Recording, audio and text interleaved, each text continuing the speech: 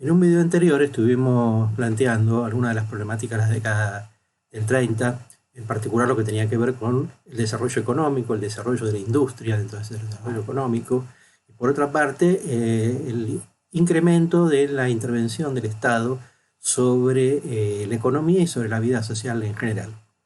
Este proceso que va a dar lugar al Estado regulador, de acuerdo a lo que ya vimos, va a estar básicamente planteado desde la perspectiva de las clases dominantes argentinas.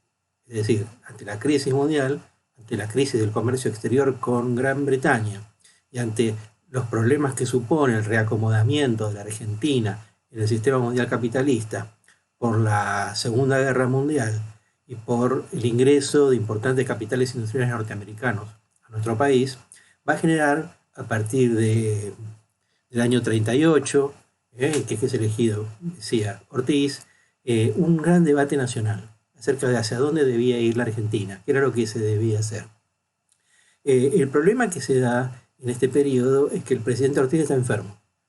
Está enfermo y en varias oportunidades tiene que delegar la presidencia en el vicepresidente, que es Ramón Castillo. Ramón Castillo no es radical, Ramón Castillo es conservador, es un nacionalista conservador de los duros, de los que están más alineados con las fracciones más de derecha en el ejército y también en la iglesia. Y sin embargo, tiene una postura, ya hemos visto por qué, en el video anterior, pro-industrial, pro-desarrollo industrial. Él tiene esa postura porque es la postura de los militares también. Y también es la postura de esa burguesía industrial, que decíamos tenía una fracción nacional, pero también una fracción extranjera, esa fracción norteamericana, que está muy interesada en que la Argentina desarrolle su mercado interno y a través del desarrollo de ese mercado interno, la fracción nacional de la burguesía industrial pueda ampliar sus posiciones de poder, tanto económico como político e ideológico, en la sociedad argentina, y por otro lado el capital norteamericano, como habíamos señalado, es quitarle posiciones, quitarle territorio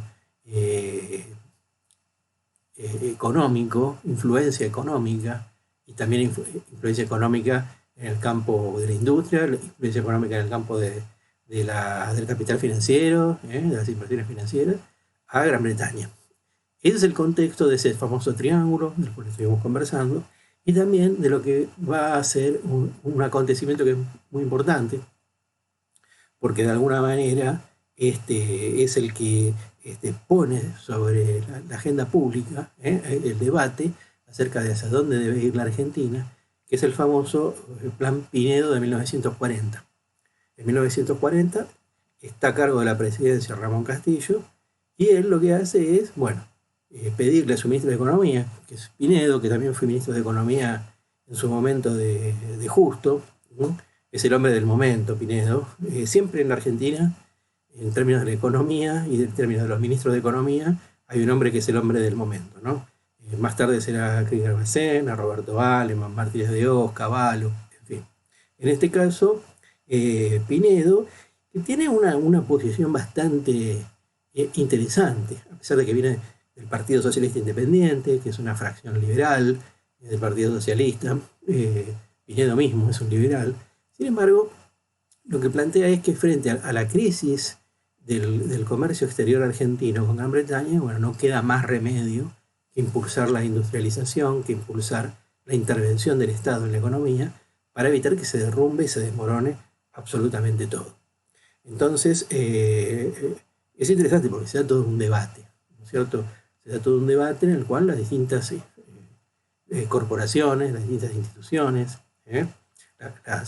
los políticos van a aportar desde distintas perspectivas. Pero lo que se va imponiendo es la idea de fomentar el desarrollo de la industrialización por sustitución de importaciones, especialmente en algunas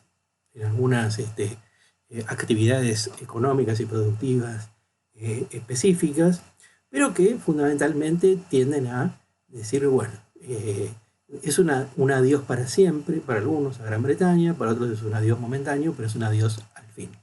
El problema es que, claro, a cada rato estaba volviendo Ortiz a la presidencia, bajaba a Castillo, todas las iniciativas volvían para atrás, estamos hablando de un periodo muy corto de tiempo, hasta que finalmente, bueno, Ortiz fallece en ejercicio de la presidencia y ahí sí asume, en el 42 asume Castillo y dice, bueno, fenómeno, vamos a llevar adelante este programa económico. Ahora, ¿cómo lo llevamos adelante? Bueno, para llevarlo adelante, en primer lugar, lo que hay que hacer es reestructurar la deuda externa,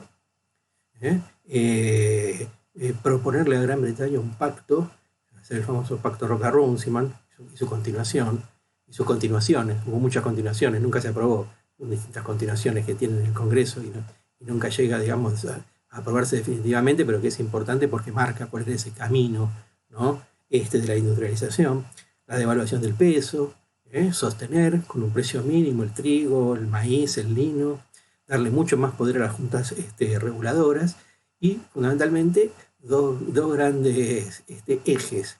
Uno, el de la construcción de viviendas y construcción de infraestructura en las provincias vinculada con las necesidades del capital industrial.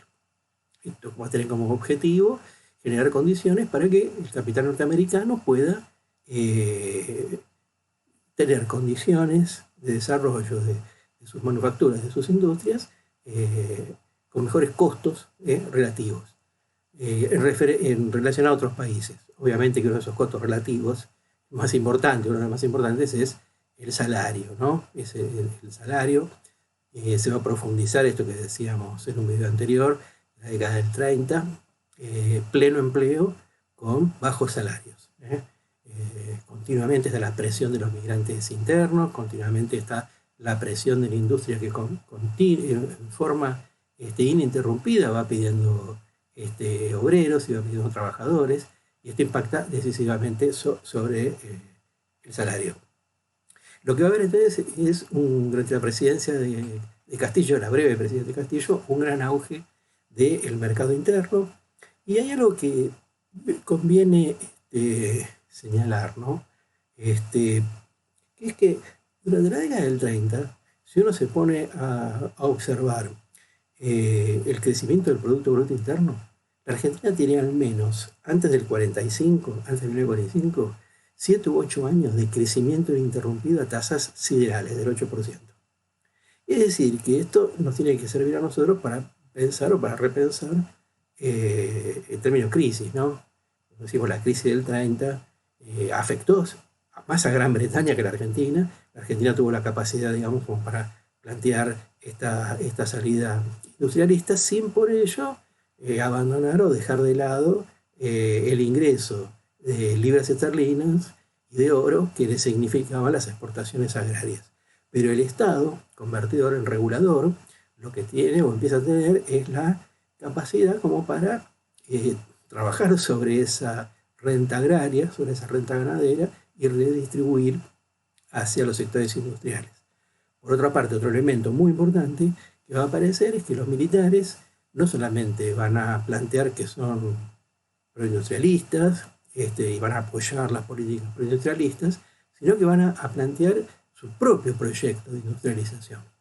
Esto es lo que va a dar lugar, digamos, a la creación de un complejo militar industrial, la creación de fábricas militares y además la intervención, digamos, de los militares en lo que es transporte, comunicaciones.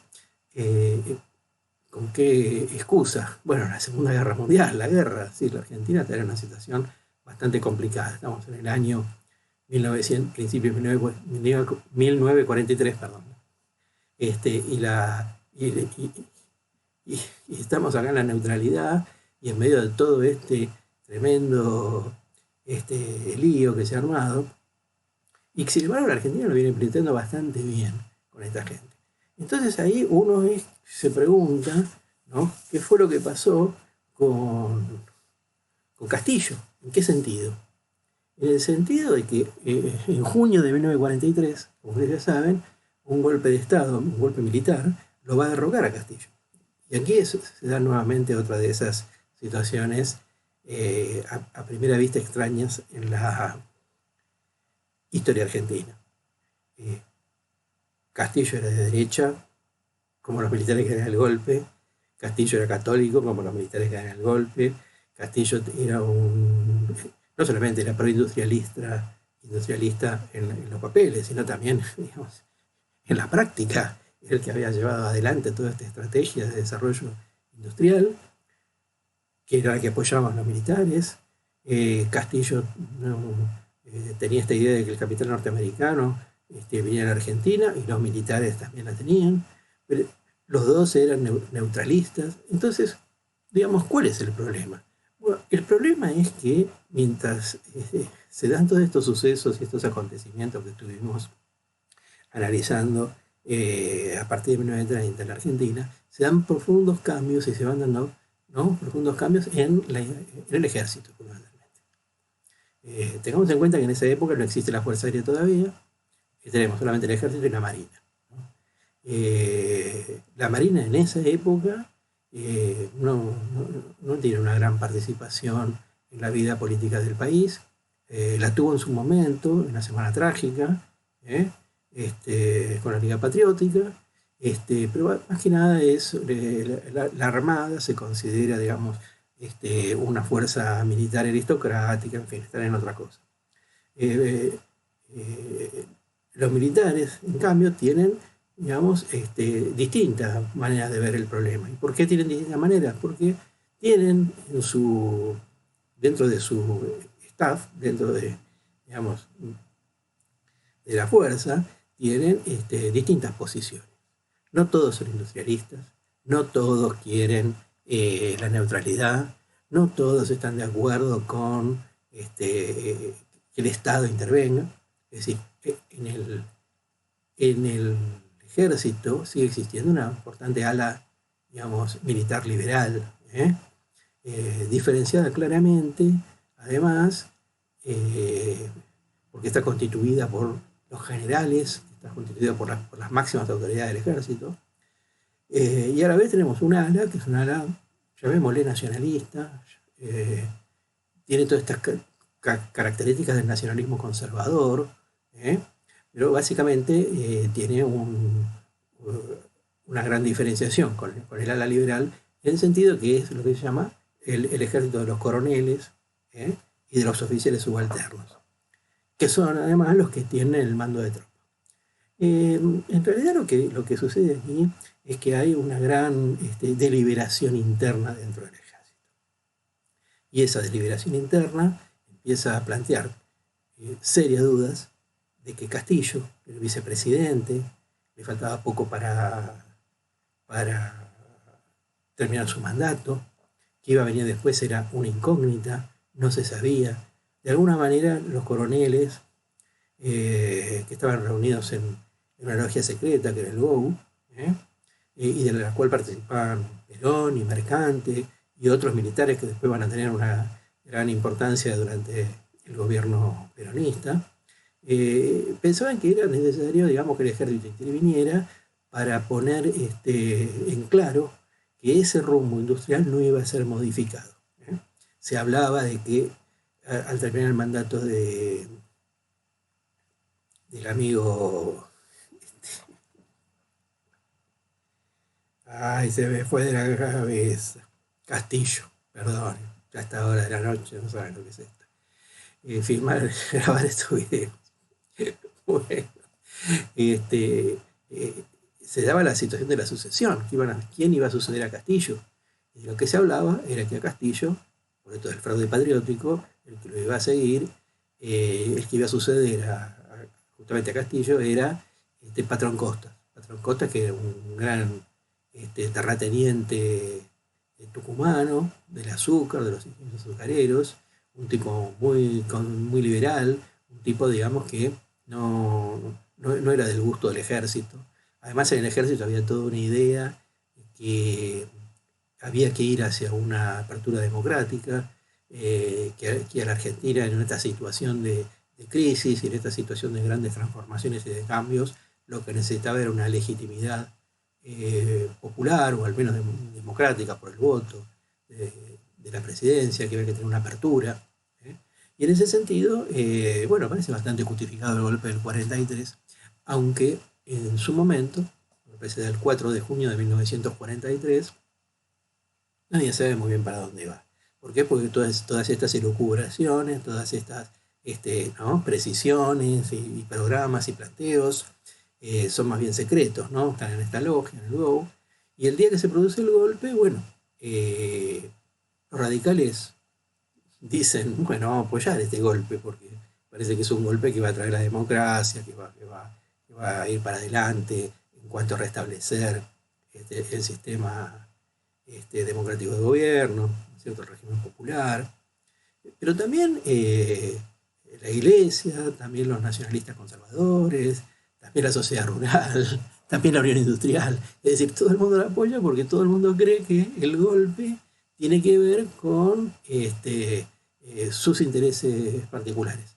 Es tan hermético el programa que tiene el GO y las declaraciones que hacen estos militares, ¿no? A la prensa o a través de discursos más que nada, como los militares hablan por los discursos, ¿no? Son bastante ambiguos, bastante confusos, ¿no? En realidad esto se debía a que la propia conducción del golpe no tenía muy claros los objetivos. Para que se den una idea, es un golpe de Estado totalmente militar. Tiene, en comparación con el golpe de Uriburu, esta impronta nacionalista conservadora, esta impronta estatista, esta impronta de generar unas fuerzas armadas poderosas, pero a la vez tiene otras corrientes, ¿no? Entonces es medio como un papelón que se produce, por decirlo de alguna manera, ¿no? Porque el golpe lo encabeza el general Rawson, que paradójicamente es un liberal, pero un liberal la va en la letra. O sea, un tipo que no tenía nada que ver ni con el industrialismo, ni con la... claro, no tenía nada que ver con todo eso. ¿Y qué es lo que va a pasar? Da un par de discursos, Rawson, y los coroneles dicen, no, pero ¿qué pasó acá? Pero este tipo, ¿quién lo puso? ¿No? Entonces va a dar algo que es muy interesante. Esto uno lo puede ver anecdóticamente, lo puede ver como un papelón, pero también lo puede ver como un signo de algo de lo que vendrá. ¿En qué sentido? A los 2 días de haber asumido Rawson como presidente, le dan un golpe de Estado. Los coroneles, que eran los que lo habían apoyado, le dicen, no, mire, Rawson, esto no va para acá. Y Rawson no se resiste, porque dice, sí, la verdad tienen razón, yo la verdad que no sabía de qué se trataba. Seguimos siendo todos amigos. El que asume es el coronel Ramírez. Y ahí sí es cuando va a tomar impulso una serie de medidas económicas que van a tender a fortalecer lo hecho por Castillo, pero a la vez que van a empezar a abrir una puerta, que es esa puerta que se abre con el Departamento Nacional del Trabajo, que es esa puerta que se abre con la Secretaría de Trabajo y Previsión, y esa puerta que se abre hacia la clase obrera, hacia los trabajadores, hacia los asalariados, a partir de la figura del coronel Juan Domingo Perón. Entonces, esto por un lado. Por el otro lado, en los siguientes golpes de Estado que van a suceder en Argentina, vamos a ver que esta práctica de que se hace un golpe de Estado y al poco tiempo los propios militares que pusieron a su colega en el mando lo derrocan, inclusive que hay varios golpes dentro del golpe, va a ser una práctica, digamos, usual, y que esto tiene que ver con que el ejército, lejos de ser una institución monolítica, tiene infinidad, está cruzado por infinidad de contradicciones, obviamente, sociales y políticas, de la sociedad argentina, de la lucha de clases, etcétera, pero también internas, que tienen que ver con manejos de poder internos, especialmente en el ejército. Más adelante vamos a ver cómo esto se va a ir incrementando y las formas que va a ir asumiendo. ¿Qué es lo que básicamente va a empezar a hacer el gobierno Ramírez? Bueno, va a crear la Dirección General de Fabricaciones Militares. ¿La idea cuál es? Termina la Segunda Guerra Mundial, la Argentina tiene que tener un rol importante en el Nuevo Mundo, y un Nuevo Mundo que va hacia la Tercera Guerra Mundial, que sería los Estados Unidos contra la Unión Soviética. para que la Argentina pueda participar de una manera independiente, es decir, para evitar todo esto de la neutralidad, sí o no, decir, bueno, la única manera de que la Argentina sea respetada a nivel mundial es que tenga unas fuerzas armadas, que tenga un ejército muy poderoso. Y la primera condición que tiene que tener un ejército para ser poderoso es que no tenga que comprar su armamento en otro país. Por lo tanto, la Dirección de Fabricaciones Militares, tanques, aviones, armas cortas, armas largas, cañones, bueno, en fin, bombas, helicópteros.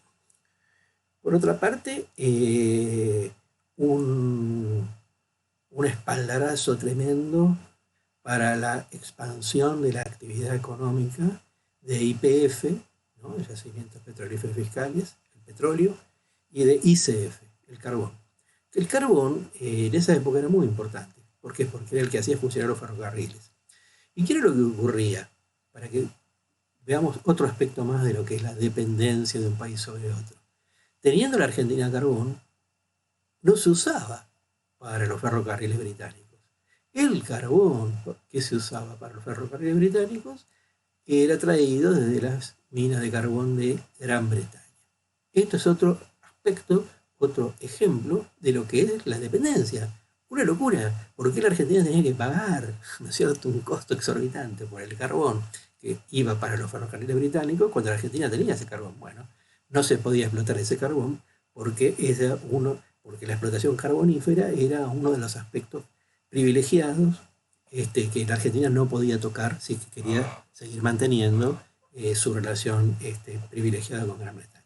Otro ejemplo, otra perlita, otro ejemplo de lo que es la dependencia de un país sobre otro. Y otra cosa que va a empezar a aparecer a partir de 1943 es los sindicatos. Es decir, no sin un montón de contradicciones, que son las que van a llevar al enfrentamiento entre el grupo de Perón y el grupo, digamos, de los militares antiperonistas, podríamos decirlo ya en ese momento, aunque no se nombraban así, ¿no? Como ustedes saben, la política desarrollada por Perón en la Secretaría de Trabajo y Previsión, que es la de ir mejorando las condiciones de trabajo, las condiciones salariales, las condiciones de vida en general de la clase obrera. Y eso, digamos, nos va a llevar lentamente hacia un estado interventor.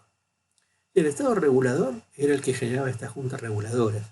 Se juntaban, ¿no es cierto?, distintos referentes de actividades económicas y discutían cómo repartir entre todas la actividad económica y por lo tanto la ganancia capitalista en tiempos de crisis.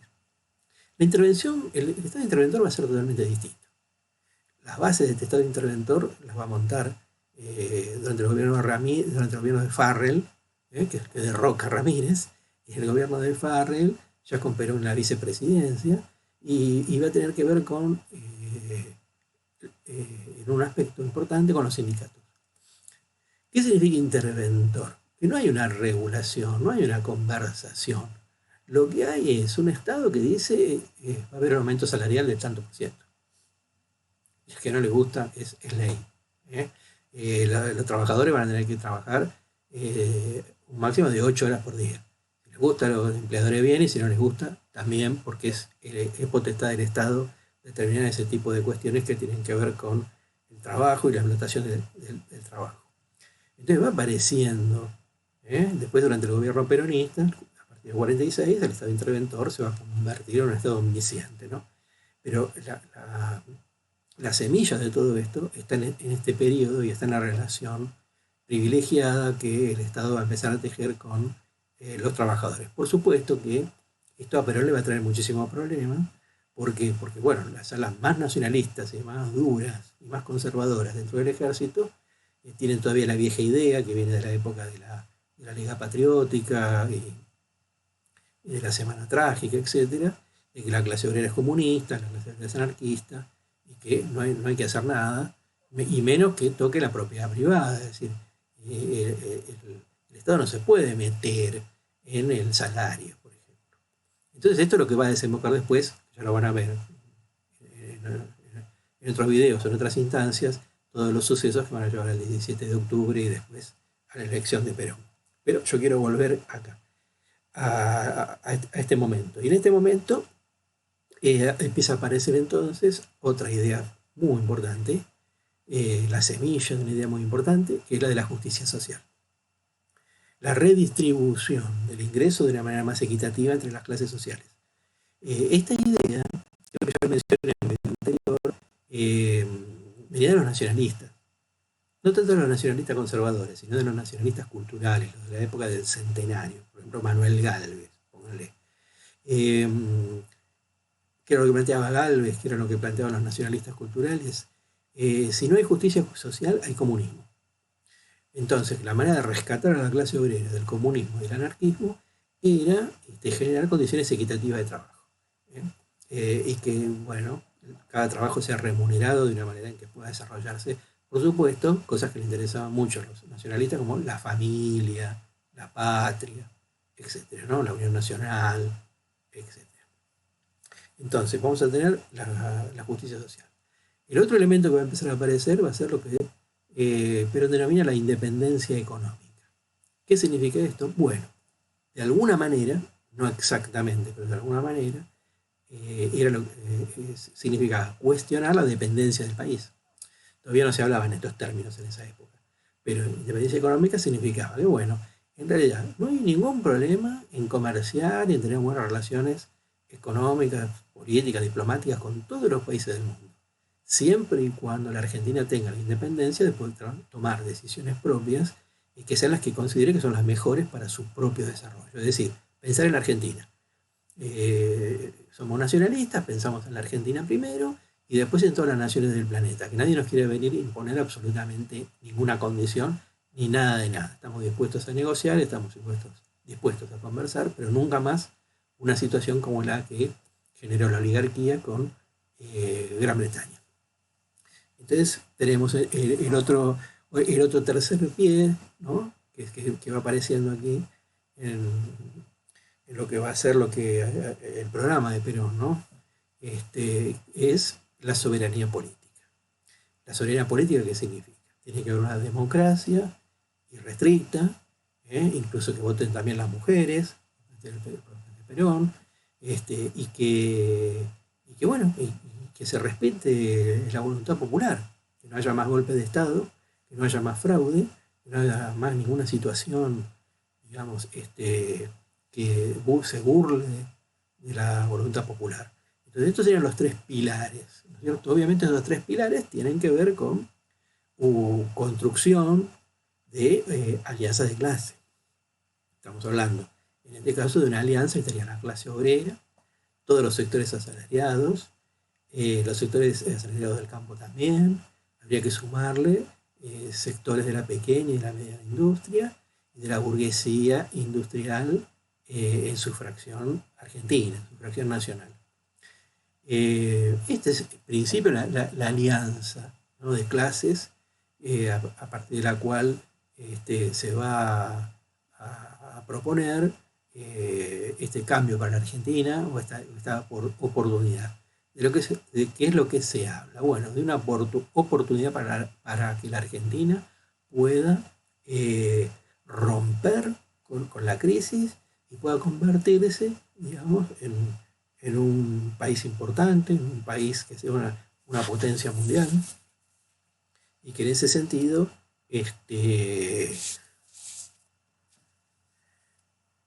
nos lleve a ese famoso destino de grandeza, que forma parte de todos los discursos militares y políticos desde 1810 en adelante.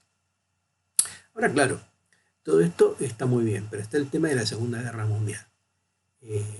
Yo les comentaba que la neutralidad no era una cuestión meramente de decir somos neutrales o estamos a favor de Estados Unidos o de Alemania. Cualquier decisión que se tomara al respecto tenía consecuencias económicas directas e inmediatas, porque significaba, que los dos principales países con los cuales la Argentina tenía relaciones económicas, Gran Bretaña y Estados Unidos, eran aliados en una guerra mundial, o de alcance mundial, y que por lo tanto, digamos que la Argentina estaba en una situación complicada, tanto directa como indirectamente, ¿no es cierto?, en forma directa, porque bueno, porque las economías norteamericanas y británicas tuvieron que volcarse todas hacia el esfuerzo de la guerra. E indirectamente porque eso, bueno, generaba tensiones políticas y también tensiones económicas, ¿no? Había que ser pro-norteamericano o pro-británico o pro-alemán. Había distintas maneras de no ser neutral. Y en realidad, como había muchas maneras de no ser neutral, éramos neutrales. La neutralidad era la única forma de mantener un equilibrio, ¿no es cierto?, entre todas las tensiones, todos los actores que estaban involucrados en las cuestiones de poder en la Argentina, sean corporativos, como la sociedad rural, o el ejército, o la iglesia, los partidos políticos, en fin, los sindicatos. No estaba muy claro este asunto. Ahora, lo que sí lo tienen claro son los norteamericanos. Los norteamericanos van a empezar a tomar una serie de medidas punitivas contra la Argentina. No militares, sino económicas, pero que apuntan, digamos, a tratar de que la Argentina revea esa posición y se vuelva proaliada. Por ejemplo, en 1943 se van a suspender todos los permisos de exportación para máquinas, materias primas, artículos manufacturados, todo tipo de bienes necesarios para desarrollar la sustitución de importaciones.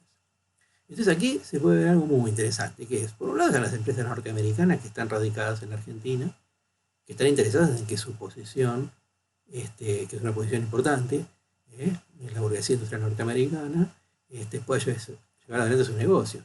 Por otro lado, el país del cual ellas dependen toma medidas que atentan contra la Argentina, obviamente. Suspender todos los permisos de exportación significa paralizar la sustitución de importaciones, pero que también afectan este capital norteamericano en la Argentina. Entonces acá se van a producir distintos tipos de tensiones y de fricciones, ¿no?, que van a impactar obviamente en el continuo estado de crisis política que hay a nivel del gobierno y a nivel del Estado, hasta 1946.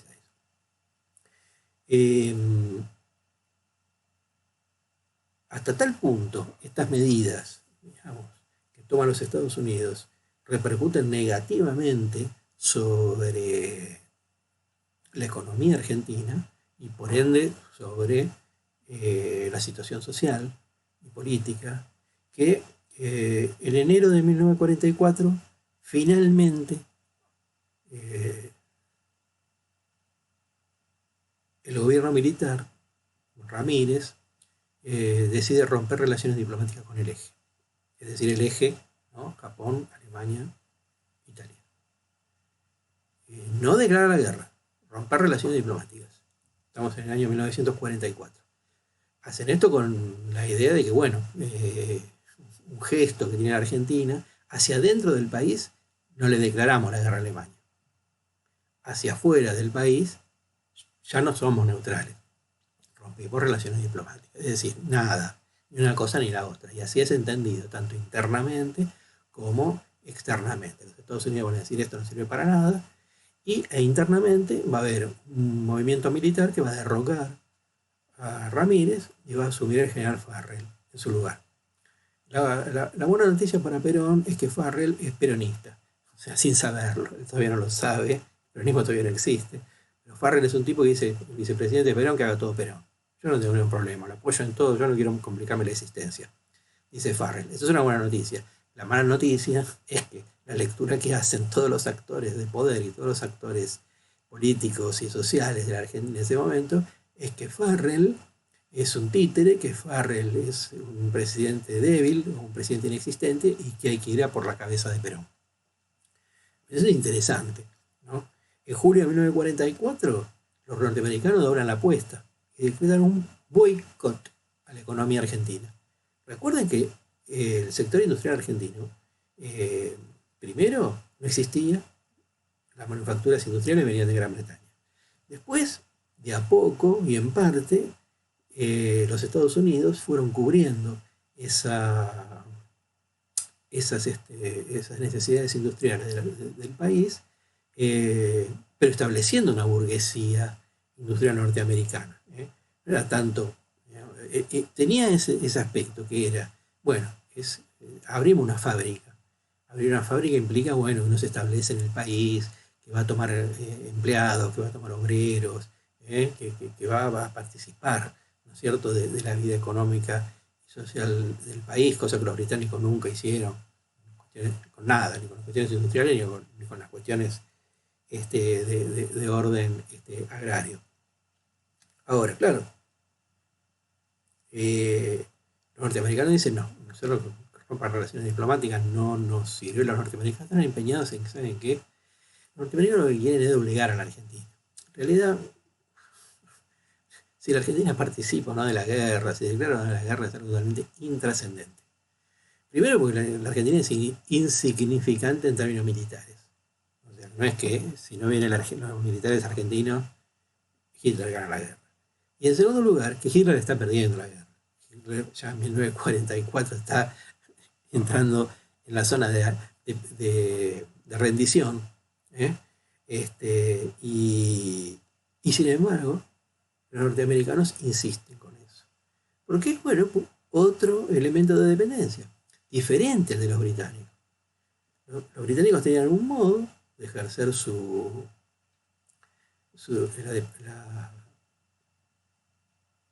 la hegemonía sobre el país, sobre sus clases dominantes, sobre el conjunto del país, es decir, de construir una dependencia que era básicamente económica, toma y daca. En cambio los norteamericanos no es solamente económica, es ideológica y también es política. Esto va a ser un cambio muy importante en los términos en que se plantea y se estructura la nueva dependencia argentina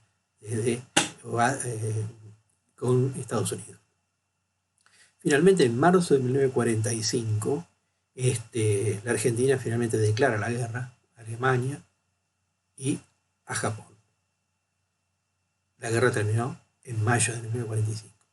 2 meses antes, la Argentina declara la guerra a Alemania y a Japón. Una cosa más. Hay un millón de temas, pero por eso ustedes van a ir viendo por distintos profesores, otros aspectos de todo este periodo, etcétera, de cada uno de los periodos, ¿no? El peronismo resulta, digamos, de esa alianza de clases que les mencionaba y de este programa económico, que es un programa entonces industrialista, que es un programa que no es que se le ocurre a Perón de un día para el otro, sino que tiene todo durante la década del 30 se venía hablando, lo que hemos venido viendo. Y finalmente,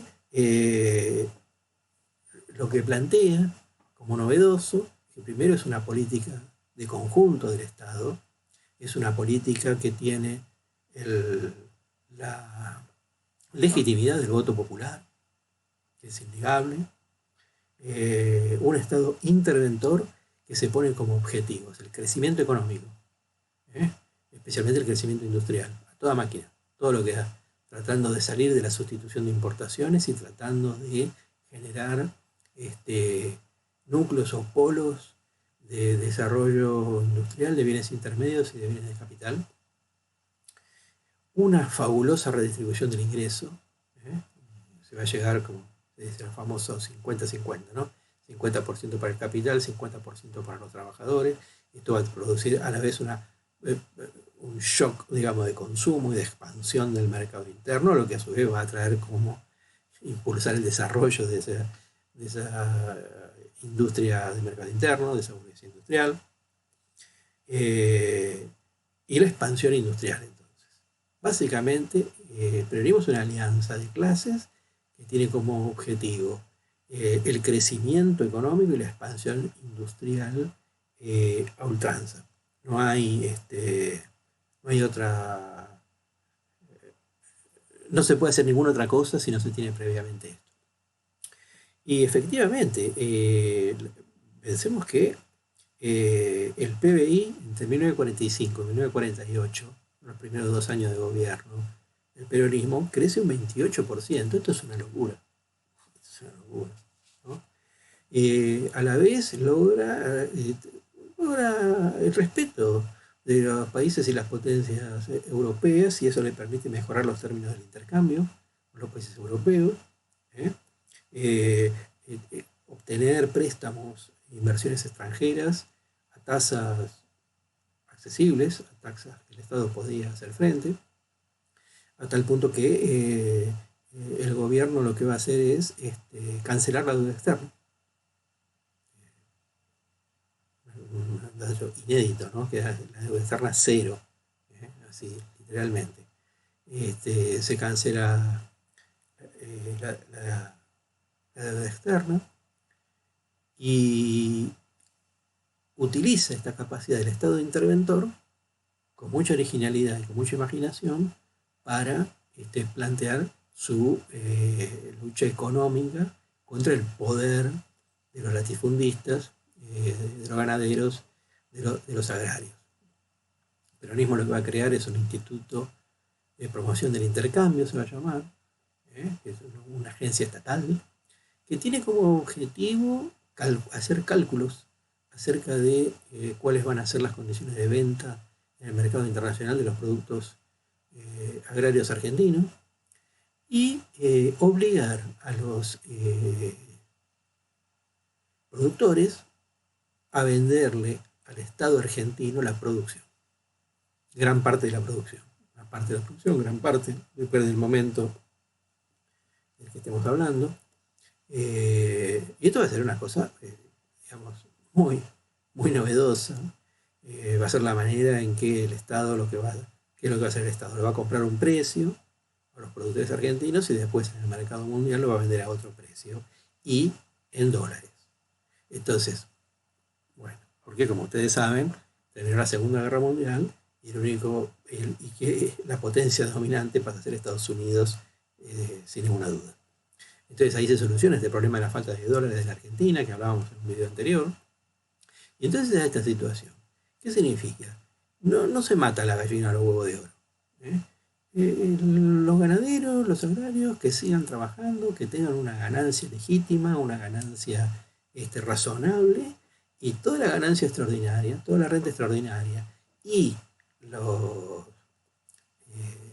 pagos que se realicen en moneda norteamericana van a quedar para el Estado. Entonces, de esta manera es que uno dice, ¿de dónde sacó la plata el peronismo?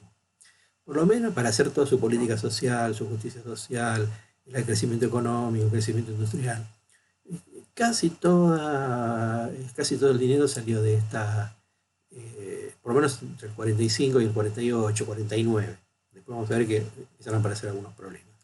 Pero hasta el 48-49 es eso, se apropia de la renta extraordinaria y con esa renta extraordinaria el Estado va generando la redistribución del ingreso, no solamente entre las clases sociales, sino entre las distintas actividades económicas.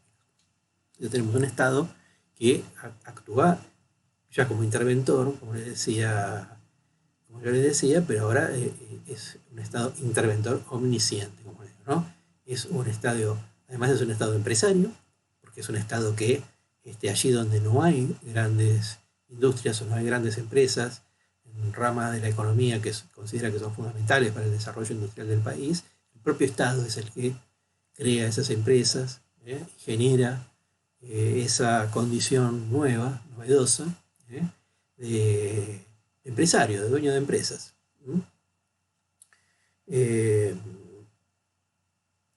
Durante estos primeros 2-3 años del peronismo, en plena ocupación, va a haber planes de vivienda muy, muy importantes.